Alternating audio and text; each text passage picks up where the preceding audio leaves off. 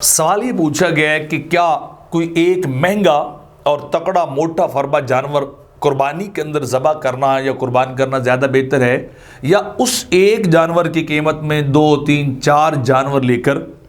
ذبح کرنا جو ہے وہ زیادہ افضل ہے، ان کی قربانی کرنا زیادہ افضل ہے؟ اس کے بارے میں کچھ وضاحت کر دیں تو جواباً عرض یہ کہ شریعت مطہرہ کے اندر قربانی کے جانور میں افضلیت جو ہے وہ اس کا مقدار تعداد گنتی پر نہیں ہے، بلکہ زیادہ قیمت اور زیادہ تگڑے اور موٹے جانور پر ہے۔ یعنی جتنا زیادہ مہنگا جانور ہوگا اور جتنا زیادہ فربا اور تکڑا جانور ہوگا، اس کی قربانی وہ تعداد کے مقابلے میں کرنا زیادہ افضل ہے، اسے کرنا ہی چاہیے۔ حدیث مبارکہ میں ان افضل الضحایا اغلاھا و اسمنھا، کہ بے شک قربانی جو ہے وہ مہنگا جانور ہو اور موٹا اور فربا جانور ہو تو ایسا جانور قربانی کے اندر جو ہے وہ ذبح جو ہے وہ کیا جائے۔ اس طرح اسی حدیث مبارکہ کی جو میں نے پڑھی، عبد الرؤف مناوی جو ذکر کرتے ان افضل الضحایا اغلاھا ای ارفعھا ثمنا و اسمنھا اکثر و شحم ولا منفل اسمن افضل من العدد۔ مطلب کیا ہے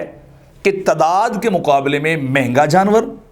اور جو موٹا فربا زیادہ گوشت والا جانور ہو وہ تعداد کے مقابلے میں ذبح کرنا، اس کی قربانی کرنا یہ زیادہ افضل اور اس کو زیادہ جو ہے وہ پسند جو ہے وہ کیا گیا ہے۔ اسی طرح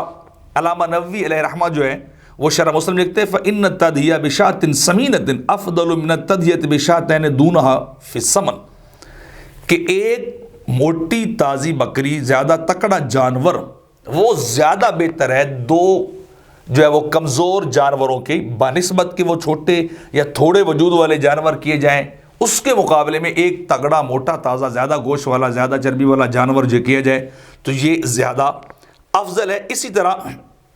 اور بھی کتب کے اندر محیط البرہانی کے اندر بھی یہ لکھا گیا ہے کہ جانور جو ہے آپ جو ہے وہ کیا کریں، موٹا تازہ اور زیادہ قیمت والا لے لیں، تعداد کی طرف نہ جائیں۔ جانور کی خوبصورتی، جانور کا موٹاپا اور جانور کے وجود اور صحت کی طرف جانا چاہیے، اور یہ موٹا تازہ جانور کرنا یہ زیادہ افضل ہے۔